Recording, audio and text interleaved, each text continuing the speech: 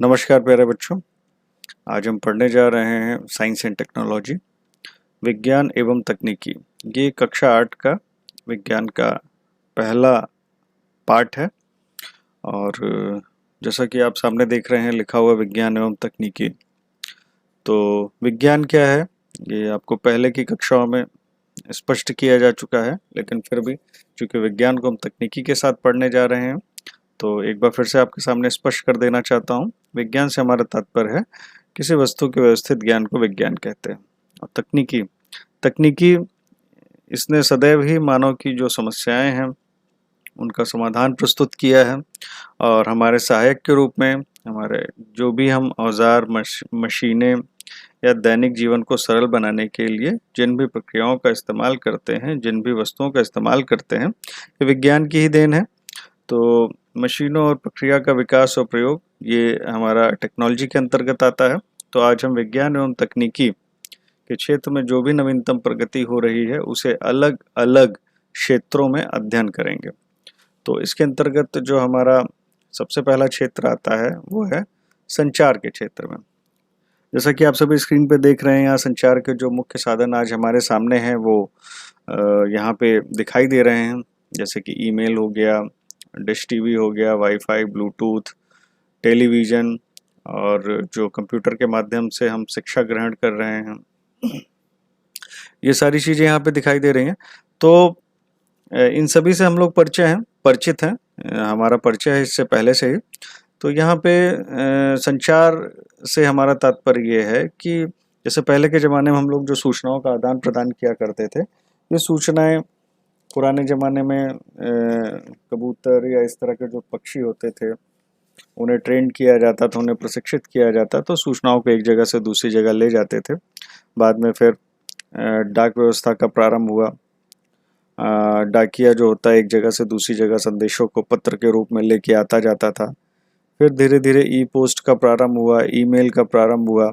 आज हम व्हाट्सएप के माध्यम से सूचनाएं तुरंत तत्काल त्वरित रूप से एक जगह से दूसरी जगह भेज सकते हैं। और ये सूचनाएं पत्र के रूप में ही ना होकर अब ये इलेक्ट्रॉनिक रूप में होती हैं। इसमें हम फाइल्स भी भेज सकते हैं, वीडियो भी भेज सकते हैं, ऑडियो भी भेज सकते हैं। तो इसका मतलब संचार के क्षेत्र में आज हमने एक तरह से बहुत बड़ी क्रांति की है। आज सूचनाएं तुरंत तत्काल त्वरित रूप से एक जगह से दूसरी जगह हम पहुंचा सकते हैं। और भी अगर आप देखेंगे तो जैसे कि नेटवर्क के क्षेत्र में अगर हम देखें तो पहले जहाँ GPRS हुआ करता था, नेट जो मोबाइल में व्यवस्था होती थी इंटरनेट की, वो बहुत ही धीमी गति से और बहुत ही समय लगता था डेटा को एक जगह से दूसरी जगह आने जाने में, डेटा ट्रांसफ़र होने में। उसके बाद 2G आया, फिर 3G आया, आज हम 4G इस्तेमाल कर रहे हैं और 5G की बातें हो रही हैं। बहुत सारे देशों में 5G इस समय चल भी रहा है। आज जैसा कि कोविड के समय में हम लोग ये ऑनलाइन कक्षाएं कर रहे हैं, ऑनलाइन माध्यम से शिक्षण कार्य कर रहे हैं, तो इसके लिए जूम क्लासेस, व्हाट्सएप की वीडियो कॉल्स हो गई, गूगल मीट हो गई, वीडियो कॉन्फ्रेंसिंग, ऐसे बहुत सारे संचार के माध्यम हैं जिसका हम निरंतर प्रयोग कर रहे हैं। न सिर्फ कक्षाओं के रूप में बल्कि पूरी दुनिया में इस समय इस जो संचार क्रांति है, संचार की तकनीकें हैं, इसका बड़ी मात्रा में प्रयोग हो रहा है, क्योंकि लोग इस समय भौतिक रूप से एक दूसरे से नहीं मिल पा रहे हैं। तो लोग ये जो वर्चुअल माध्यम है, यानी जो तकनीकी का माध्यम है, उसके द्वारा एक दूसरे से निरंतर संपर्क में बने हुए हैं, शिक्षा ग्रहण कर रहे हैं, मीटिंग्स कर रहे हैं। और इस संचार तकनीकी ने लोगों को एक दूसरे से जोड़ के रखा हुआ है। जैसे पहले फ़ोन के द्वारा लोग जुड़े रहते थे एक जगह से दूसरी जगह, वैसे आज चाहे ऑफिस हो, चाहे सरकारी कार्यालय हो, ये सब एक दूसरे को जोड़े हुए हैं, एक दूसरे को प्रशिक्षित कर रहे हैं। इसके बाद हम आ जाते हैं अगला क्षेत्र जो हमारा शिक्षा का क्षेत्र है। वास्तव में शिक्षा के क्षेत्र में सूचना एवं संचार प्रौद्योगिकी ने क्रांति ला दी है। आज हम कक्ष तक, यानी जो पहले हम लोग क्या होता था कि क्लास में पुस्तकों तक सीमित होते थे और जो आपको शिक्षक ने ब्लैक बोर्ड पे बना के बता दिया, चार्ट के माध्यम से बता दिया, हम वही सीमित रहते थे। लेकिन अब ई पाठशाला का, स्मार्ट क्लासेस का कंसेप्ट आ गया है। जैसे कि हम लोग अपनी स्मार्ट क्लासेस में अपने प्रोजेक्टर के थ्रू या लैपटॉप या कंप्यूटर के थ्रू ऐसी चीज़ों का भी अध्ययन कर लेते हैं जो हमारी कक्षा में उपलब्ध नहीं है। हम ऐसे पाठ्यक्रम तक, ऐसी पाठ्यवस्तु तक पहुंच जाते हैं जहां पे जैसे कि आपको एग्जांपल देता हूँ, गूगल अर्थ के द्वारा हम अर्थ को देख सकते हैं, दूसरे ग्रहों को देख सकते हैं, और दुनिया के किसी भी शहर, किसी भी जगह को हम नक्शे पे देख सकते हैं अर्थ के, या कोई भी जानकारी गूगल के माध्यम से हम ढूंढ सकते हैं, कुछ भी किसी के सामने प्रस्तुत कर सकते हैं। तो कुल मिला जुला के शिक्षा के क्षेत्र में सूचना एवं संचार प्रौद्योगिकी, जिसे हम आईसीटी कहते हैं, आईसीटी से यहाँ तात्पर्य है इंफॉर्मेशन एंड कम्युनिकेशन टेक्नोलॉजी, सूचना एवं संचार प्रौद्योगिकी। I for information, C for communication and T for technology. तो अब इसके अलावा जैसे आप लोग कक्षाओं में जो दीक्षा ऐप का प्रयोग करते हैं, जिसमें हम बार कोड स्कैन करके उस पाठ से संबंधित विषय वस्तु का अध्ययन करते हैं, तो ये दीक्षा ऐप हो गई। अभी बोलो ऐप जो थी, अब वो रीड अलोंग ऐप हो गई है। इसके अलावा ई पाठशाला जो विभाग द्वारा जारी की गई, जिसमें आप लोगों को व्हाट्सएप के माध्यम से रोज पढ़ने के लिए वीडियोस भेजी जाती हैं, चार्ट भेजे जाते हैं। ये सब क्या है? शिक्षा के क्षेत्र में सूचना एवं संचार प्रौद्योगिकी का इस्तेमाल है। इसके बाद हम अगर अगले क्षेत्र पे आ जाएं, अंतरिक्ष के क्षेत्र में, तो निश्चित रूप से अंतरिक्ष के क्षेत्र में आज हमने बहुत प्रगति की है। आज हम जो भी सुदूर जो हमारे उपग्रह हैं, ग्रहों तक हम पहुंच रहे हैं। हमने उपग्रह स्थापित कर दिए हैं पृथ्वी की विभिन्न कक्षाओं में। तो ये जो अंतरिक्ष में प्रौद्योगिकी है, यानी जो टेक्नोलॉजी है अंतरिक्ष के क्षेत्र में, इसमें हमारा भारत देश भी पीछे नहीं है। हमारे भारत देश की जो संस्था है, इसरो है, Indian space and research organisation, यानी भारतीय अंतरिक्ष अनुसंधान संगठन जो है, इसने अन्य देशों की तुलना में, या जो हम विकासशील देश कहे जाते हैं, तो विकासशील देशों की तुलना में, अन्य विकासशील देशों की तुलना में हमारे भारत ने बहुत ही प्रगति की है। जैसे कि अभी आप लोगों की जानकारी में होगा, जो मिशन मंगल था, और इसके अलावा जो हम लोगों ने एस्ट्रोनॉमी क्लब की जो क्लासेस की थी, जिसमें हमारे जो जियोलॉजिस्ट आए हुए थे, उन्होंने आप लोगों को ऐसे कई सारे सैटेलाइट्स के बारे में बताया था, जो मतलब खुद हमारे भारत देश के बनाए हुए थे, और उसे हमने अंतरिक्ष की विभिन्न कक्षाओं में स्थापित किया। तो पीएसएलवी, जैसा कि आपकी पाठ्यपुस्तक में दिया हुआ है, पीएसएलवी, जीएसएलवी, इनसैट, इनसैट से हमारा तात्पर्य है इंडियन सैटेलाइट से, यानी भारतीय उपग्रह। जीएसएलवी जियो stationery launch vehicle, PSLV polar satellite launch vehicle है। ये क्या है? ये उपग्रहों को अंतरिक्ष की विभिन्न कक्षाओं में स्थापित करने वाले लॉन्च व्हीकल्स हैं। पहले क्या होता था, हमारा देश दूसरे देशों के द्वारा अपने उपग्रह को अंतरिक्ष में भेजता था, लेकिन अब हमारे पास अपनी सैटेलाइट लॉन्च व्हीकल्स हो गई हैं। इनके माध्यम से हम उपग्रहों को पृथ्वी की विभिन्न कक्षाओं में स्थापित करते हैं। अब ये उपग्रहों को हम विभिन्न कक्षाओं में स्थापित क्यों कर रहे हैं, इसका उद्देश्य क्या है? तो ये जो उपग्रह हैं, ये कई तरह से हमारे देश को तरक्की करने में मदद कर रहे हैं। जैसे शिक्षा के क्षेत्र में जो भी केबल टीवी का नेटवर्क है, दूरदर्शन का प्रसारण है, जो चैनल्स का प्रसारण है, ये सब इन सैटेलाइट्स के माध्यम से होता है।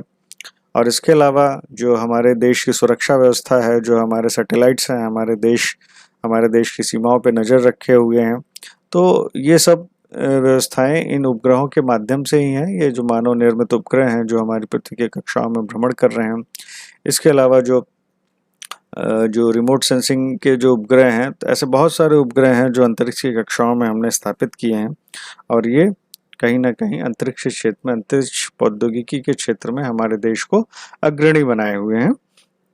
अब यहाँ मैं आपको बता देना चाहूँगा, आपकी किताब में दिया हुआ 1969 में इसरो की स्थापना हुई थी हमारे देश में, और कुछ और भी बिंदु हैं जिसे मैं आपको व्हाट्सएप के माध्यम से शेयर कर दूंगा। इसे आपको कंठस्थ करना है, याद करना है।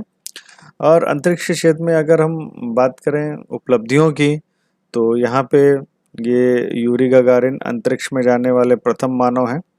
ये पूरी दुनिया के पहले मानव हैं जो अंतरिक्ष में, जिन्होंने सबसे पहले कदम रखा था।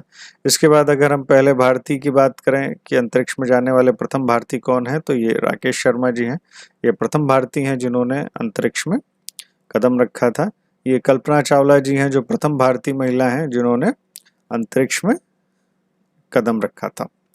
अब ये हमारी बड़ी उपलब्धियां हैं, इन्हें जानना आपके लिए ज़रूरी है, क्योंकि जनरल नॉलेज के प्रश्नों के रूप में भी आपसे पूछा जा सकता है कि अंतरिक्ष में प्रथम मानव कौन गया था, प्रथम भारतीय कौन था, प्रथम महिला भारतीय कौन थी।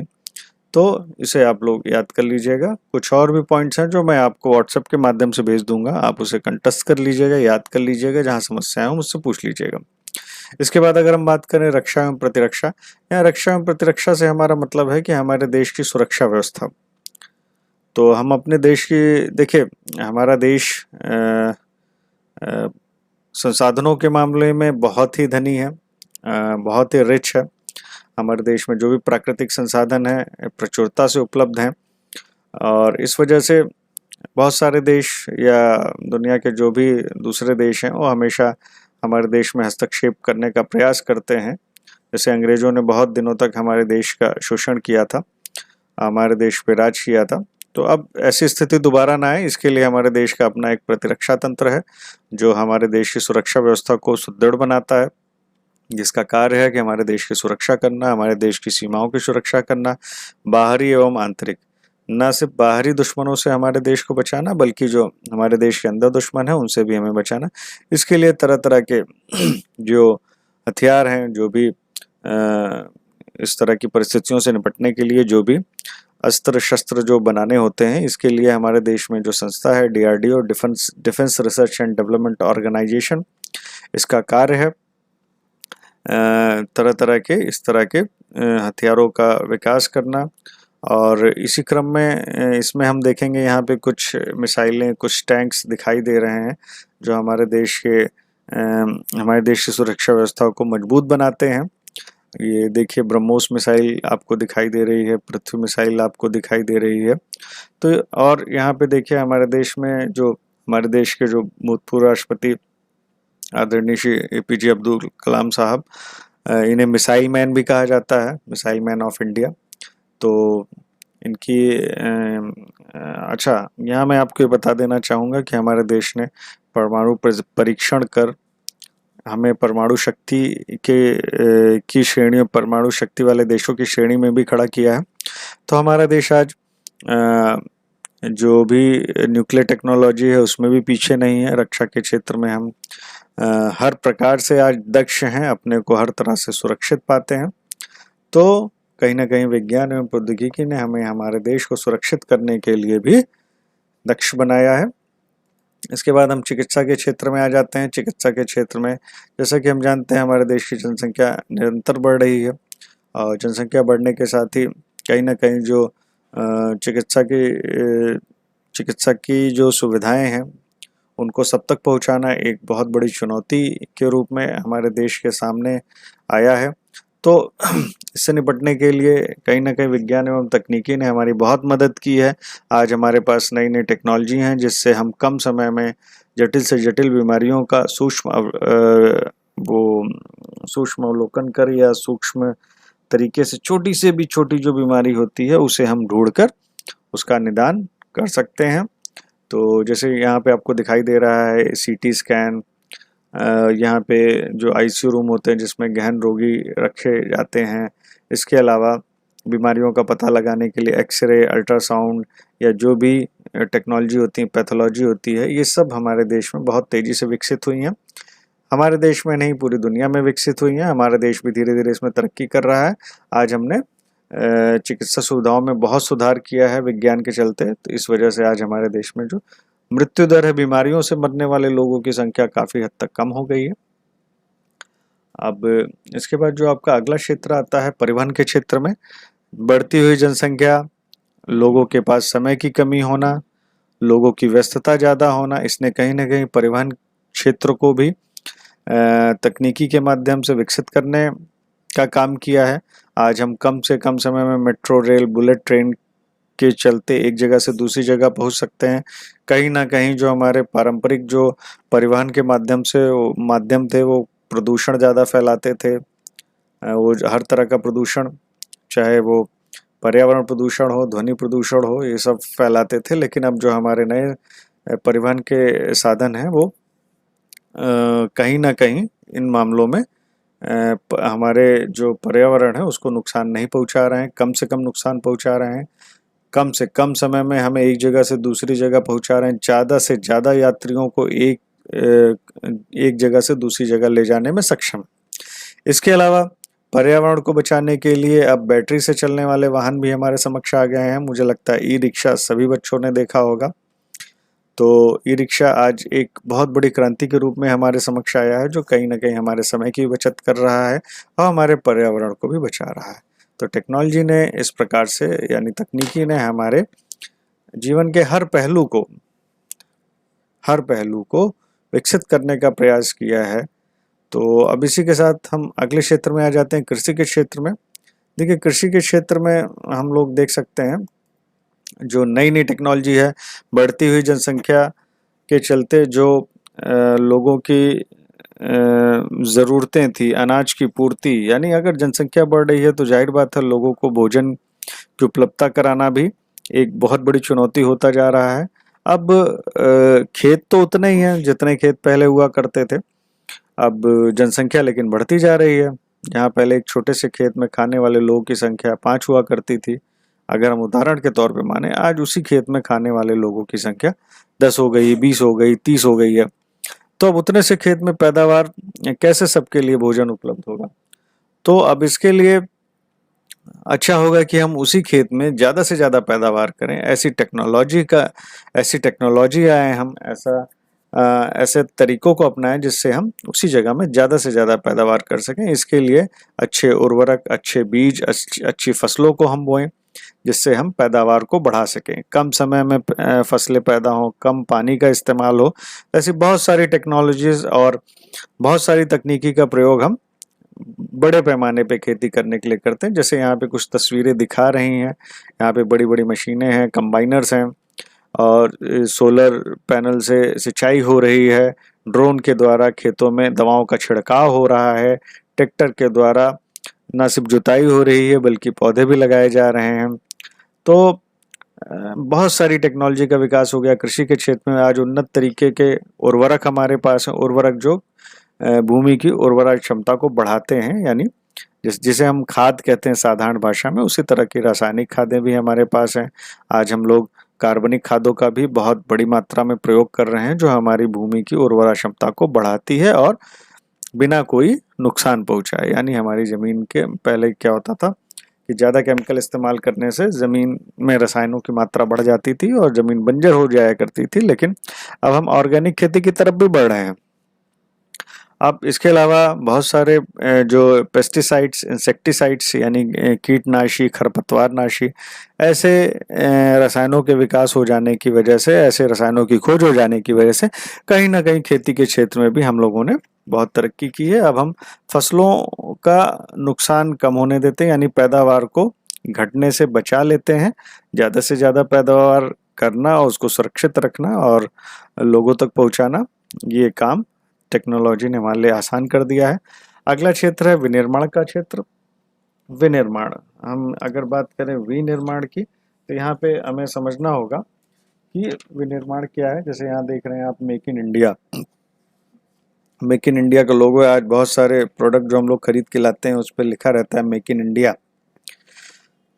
तो यहाँ कच्चे माल, यानी जो हमारे पास रॉ मटेरियल होता है, यानी जो हमारे पास जो प्रकृति से प्राप्त हमको जो संसाधन हैं वो कच्चे माल के रूप में हमारे समक्ष होते हैं। उस कच्चे माल को मूल्यवान उत्पाद में परिवर्तित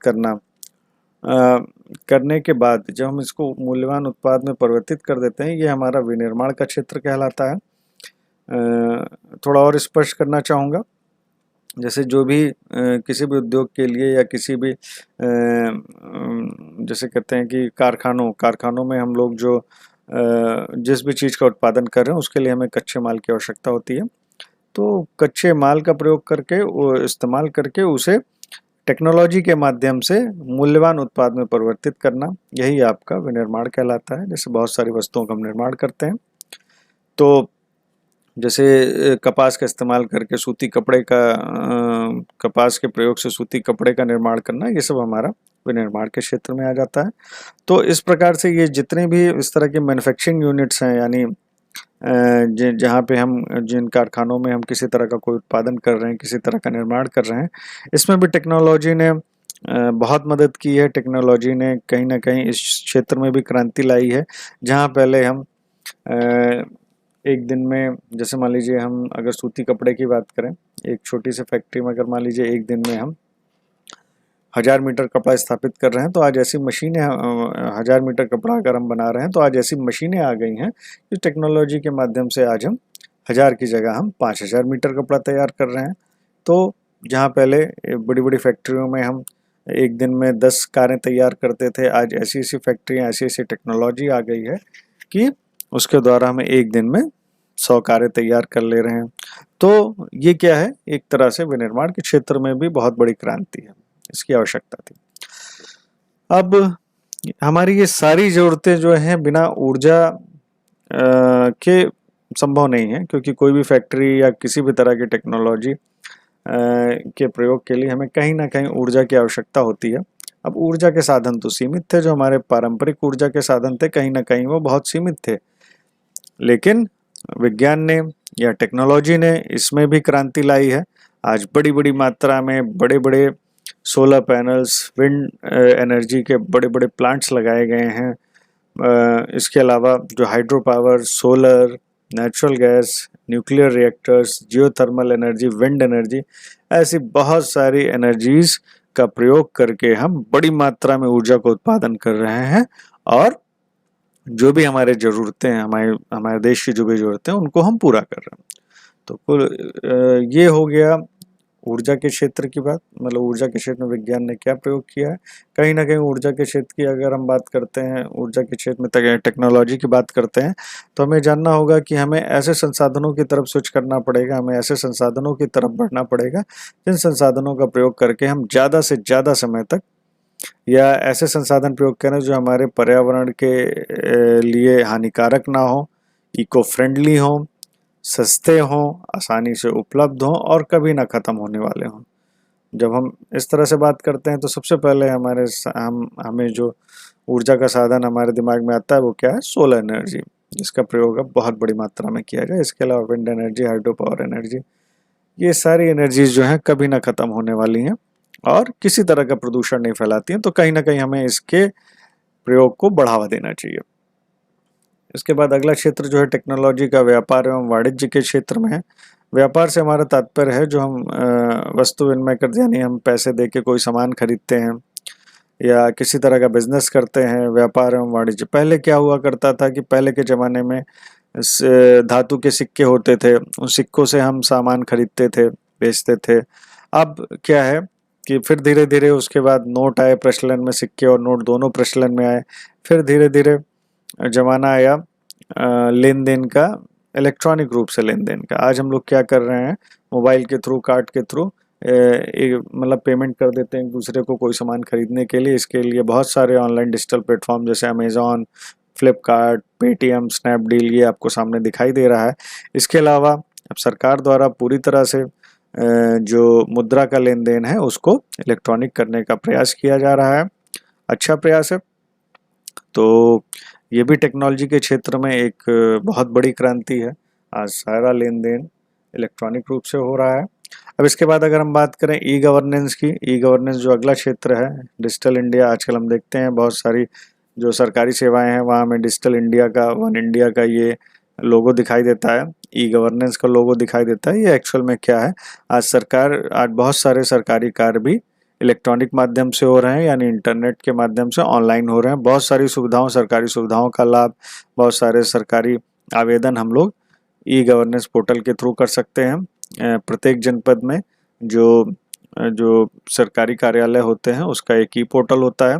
उस ई पोर्टल पर जाके हम जो भी सरकारी सुविधाएं उनकी जानकारी प्राप्त कर सकते हैं एवं कहीं किसी प्रक्रिया में हम आवेदन भी कर सकते हैं। तो ये एक बहुत अच्छी पहल है टेक्नोलॉजी के माध्यम से। इससे पारदर्शिता बनी रहती है और लोगों तक पहुंच बनी रहती है।